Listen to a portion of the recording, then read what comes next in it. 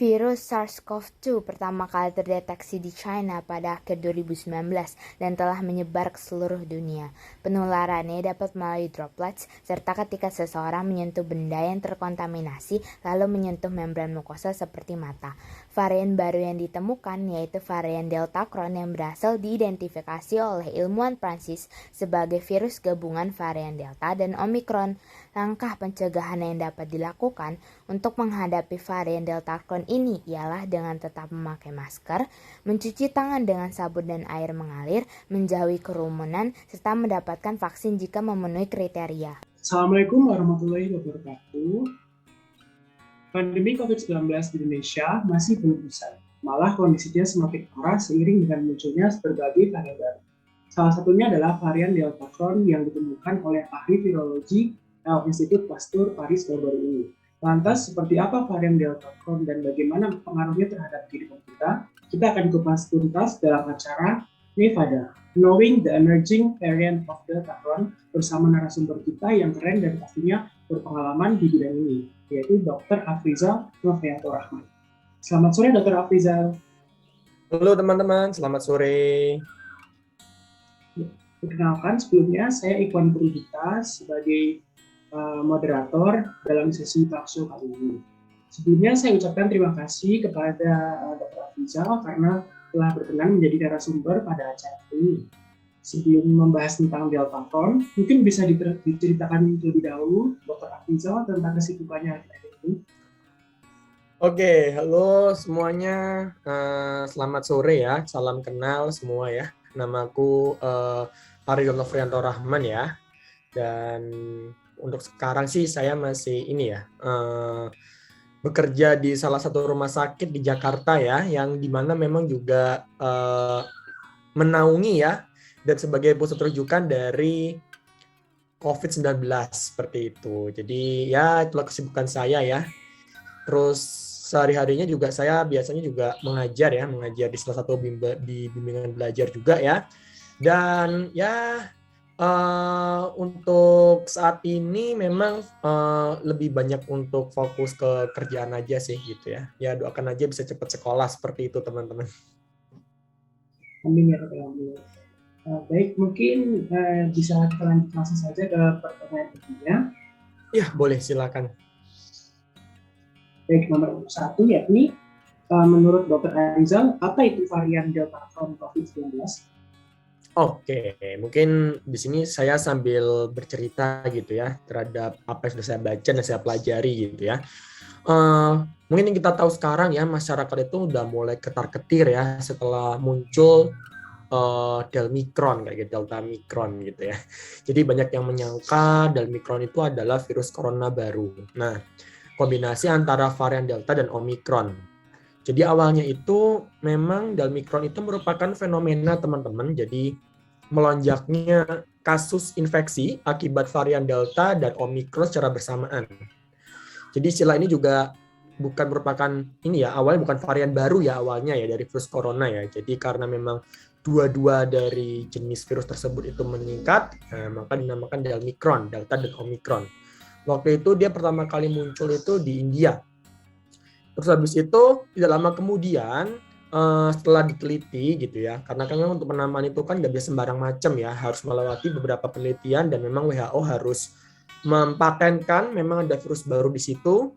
Jadi Delta Cron ini merupakan varian baru ya, ditetapkan varian baru oleh WHO ya, merupakan gabungan dari BA1 dan BA1617.2 ya, yang telah memperoleh pengakuan dari otoritas berwenang ya di daerah Inggris waktu itu teman-teman ya, sebagai lapores dan diawasi. Nah, karena sekarang udah banyak sekali orang-orang yang memang waktu dicek ya terinfeksi oleh virus gabungan antara Delta sama Omicron ini seperti itu. Menarik sekali ya, Dok. Lalu untuk pertanyaan nomor 2, seberapa bahayanya sih varian Delta Cron ini dan bagaimana kira-kira dampaknya terhadap kehidupan? Oke, jadi sebenarnya kalau misalnya bahaya sendiri ya, waktu itu saya pernah baca sebuah artikel ya oleh salah satu dokter ya di luar negeri sana ya, namanya Dr. Simon Laurit. Nah, dari Institut Pasteur ya. Beliau bilang kalau misalnya memang banyak pemikiran bahwa gabungan atau rekombinan antara virus Delta dan Omicron ini terdengar sangat menakutkan ya. Tapi memang saat ini memang belum jelas bahayanya kenapa ya. Karena memang beberapa negara itu belum banyak mengklaim kalau memang Delta Crohn itu sudah masuk ke negaranya ya. Jadi hanya beberapa negara saja dan itu pun juga bisa dihitung 1, 2 atau dihitung jari seperti itu. Jadi nggak benar-benar yang semuanya kena. Baik. Ya. Nah, lalu kita akan berlanjut kepada pertanyaan ketiga. Silakan. Apakah ada perbedaan transmisi atau gejala yang ditimbulkan dari varian Delta Crohn jika dibandingkan dengan varian-varian sebelumnya? Oke. Kalau misalnya kita berbicara transmisi ya, mungkin tetap sama ya, karena transmisinya dari virus virus COVID ya. Virus COVID itu kan dia dari respirasi ya, jadi dari apa namanya pernafasan ya, respiratory ini ya, apa namanya infection ya pastinya ya. Jadi kalau untuk transmisinya pun juga nggak berbeda ya, tetap sama. Nah, mungkin gejalanya aja ya, karena gejalanya sendiri memang kalau yang kita lihat gitu ya di berbagai jurnal itu memang belum banyak sekali dibahas mendalam seperti itu. Karena memang hanya beberapa negara yang sudah mengklaim bahwa Delta Crohn ini sudah masuk ke negaranya, tetapi itu tidak bisa kita masukkan ke dalam suatu kondisi yang oke, jadi dengan dia masuk ke negara tersebut maka negara tersebut terinfeksi seperti itu, karena hanya beberapa orang saja. Dan itu tuh mulai terjadi itu tuh bulan Januari kemarin. Jadi pada saat peralihan antara virus Delta sama Omicron. Nah, gejalanya sendiri dilaporkan yang saya sebutkan tadi sih. Jadi gabungan antara varian Delta dengan Omicron itu sendiri.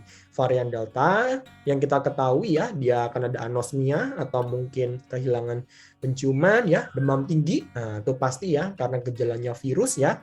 Terus habis itu meriang-meriang ya. Nah, kalau misalnya bahasa kedokterannya common cold, mungkin teman-teman pada tahu semua di sini pasti ya. Terus kalau misalnya yang dari Omicronnya ya, paling sering adalah gejala-gejala di saluran napas bagian bawah. Baik. Baik, mungkin saya izin untuk menyampaikan satu pertanyaan lagi ya, Dok. Boleh, silakan. Bagaimana sih efektivitas vaksin dalam mencegah paparan varian Delta Crohn ini? Oke. Jadi yang kita ketahui memang ya kalau yang namanya vaksin ya, tujuan vaksin adalah untuk membentuk antibodi ya. Jadi di sini teman-teman dan para pemirsa semua juga harus tahu ya, membentuk antibodi. Harapannya apa? Ketika memang ada virus masuk ya atau virus menyerang tubuhnya seseorang gitu ya, maka antibodi atau tentara tubuh di dalam tubuh kita gitu ya yang sudah dibentuk karena vaksin tadi itu bisa melawan ya dari virus yang akan menyerang tersebut. Ya, harapannya apa? Yang pastinya pertama dia akan mengurangi keparahan dari gejala tersebut. Yang kedua, gejalanya mungkin ringan-ringan saja ya, tidak seberat memang orang-orang yang belum divaksin.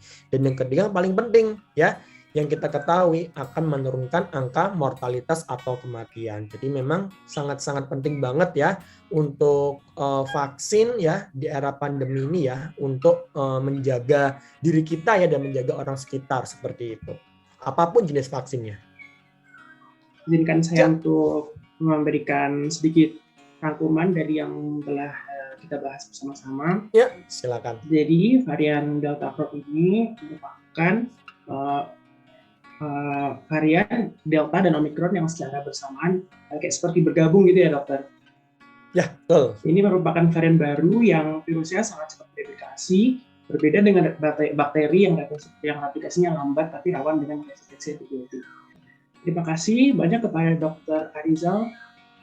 Sebelumnya sudah meluangkan waktunya untuk berbagi ilmu baru kepada kita semua. Sama-sama teman-teman, dengan senang hati.